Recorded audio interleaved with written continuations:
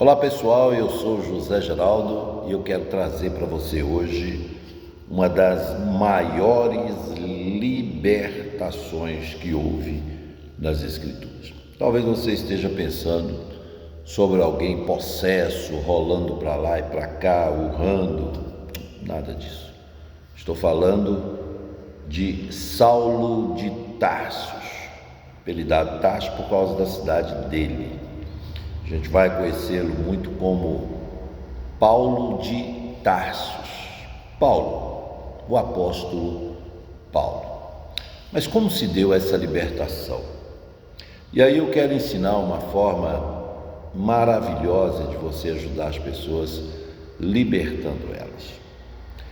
Paulo certamente era uma pessoa possessa de muitas forças ocultas que o incentivava, motivava ele a atacar a igreja do Senhor Jesus que tinha nascido em Atos 2, e ele era um perseguidor, juntamente com um grupo de homens ao seu serviço.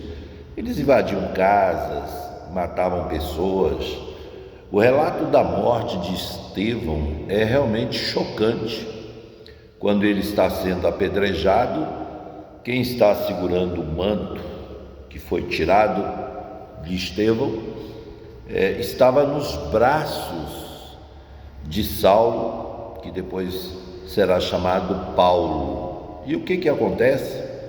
Acontece que ele vai fazer um ataque planejado em Damasco. A igreja estava crescendo em Damasco, as pessoas estavam pregando, falando de Jesus, e ele então vai partir em direção a Damasco, numa estrada, numa subida para chegar a Damasco pela via principal. Você pode passar pelo Monte Hermon, tem como você passar por ali. É um lugar muito bem protegido hoje por Israel, que tomou ali na guerra nos anos 40, 50 ali, foi tomada aquelas terras. Mas veja bem, Paulo, o ódio era tanto dos cristãos, tanto, que a ideia era matar muita gente em Damasco ou no caminho de Damasco.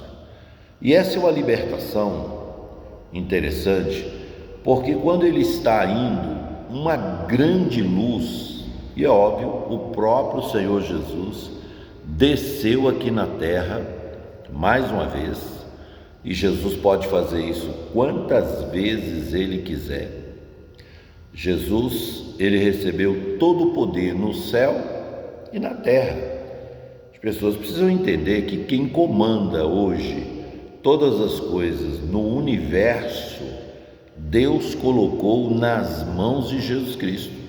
Todo o poder, disse Jesus, foi me dado no céu e na terra. Ele é quem manda. Então ele vem aqui a hora que ele quiser, o dia que ele quiser. Ele não está preso ao nosso calendário, ao nosso tempo. Ele é atemporal. Ele está fora do tempo. Ele é dono do tempo, para que você tenha ideia. Lembra quando ele acalmou o vento, o mar? Ele é dono do tempo.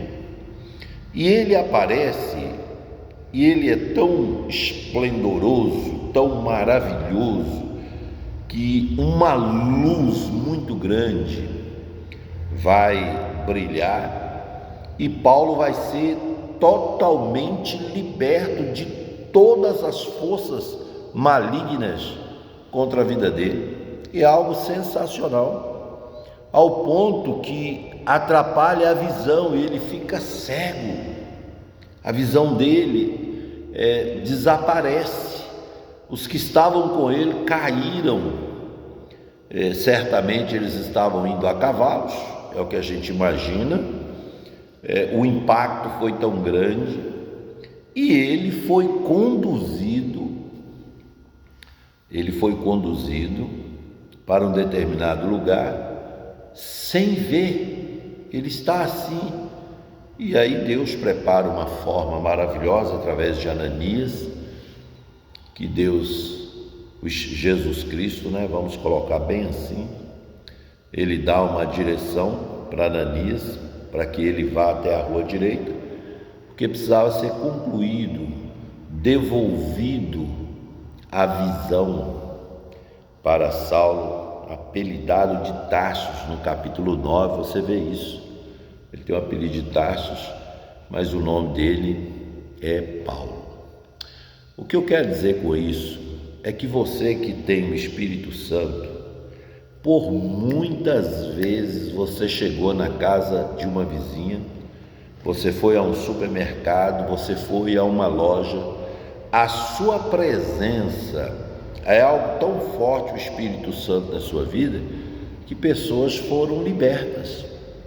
Ao conversar com alguém, a pessoa estava oprimida, cansada, esgotada, desanimada, porque as forças ocultas estavam vindo demais na vida dela, mas você chegou como sal da terra, luz do mundo, você é. As coisas resolveram. Obviamente que existe momento que você precisa impor as mãos.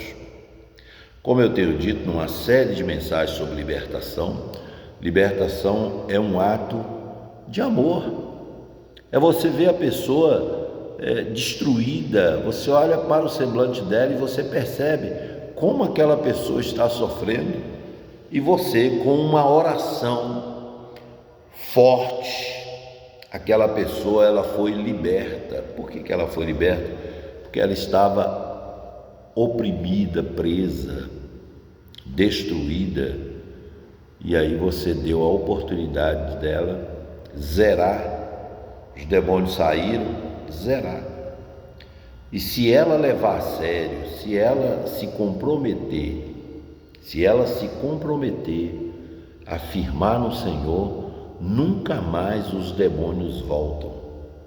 Então as pessoas precisam ser ajudadas.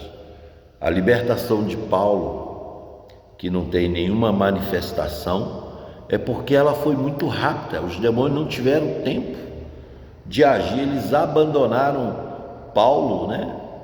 Chamado Saulo aqui, mas depois vai ser chamado de Paulo, e ele se tornou um dos maiores pregadores de todos os tempos. Ele evangelizou, ele recebeu a revelação da igreja. E eu estou me lembrando de uma conversão de um judeu, aliás, uma família judaica, a família judia, acho que é assim que a gente fala, em Belo Horizonte. Eu fui ministrar numa igreja, numa das regiões muito importantes, Cidade Nova, em Belo Horizonte, perto da Cristiano Machado, uma avenida muito importante, e uma pastora chamada Ozeni Remídio, muito conhecida em Belo Horizonte. Ela pastoreava ali no Cidade Nova, e ela me convidou para ministrar durante 4 dias. Seria domingo, segunda, terça e quarta-feira, não esqueço. Então o primeiro dia foi assim, muitos milagres, Deus operou de uma forma extraordinária. No segundo dia, Deus mandou muitas vidas, pessoas sendo libertas. No terceiro dia, curas, sem dizer as palavras, as mensagens que nós pregamos ali. Mas no quarto dia, e eu não esqueço disso, já por volta de 9 horas, o culto começava às 7h30, 9 e pouco, mais ou menos. Eu estava concluindo quando essa pastora, muito abençoada, uma mulher de Deus, ela se aproximou de mim e disse assim: eu estou precisando pegar o microfone.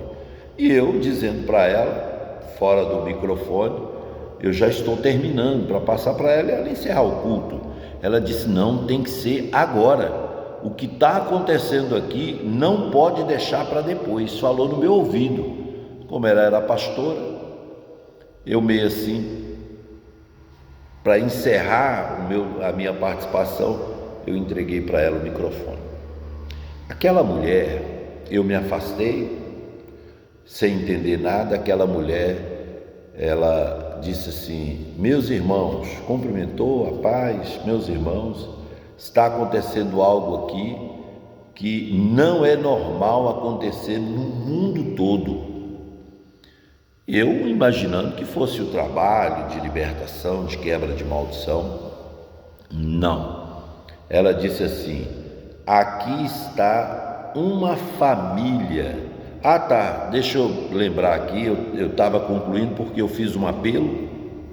Muitas pessoas vieram aceitar Jesus e ela então, e eu vi uma movimentação estranha, confesso que vi, mas não entendi. Então ela disse assim: está aceitando Jesus aqui um povo, olha só como que ela disse, que não é normal aceitar Jesus.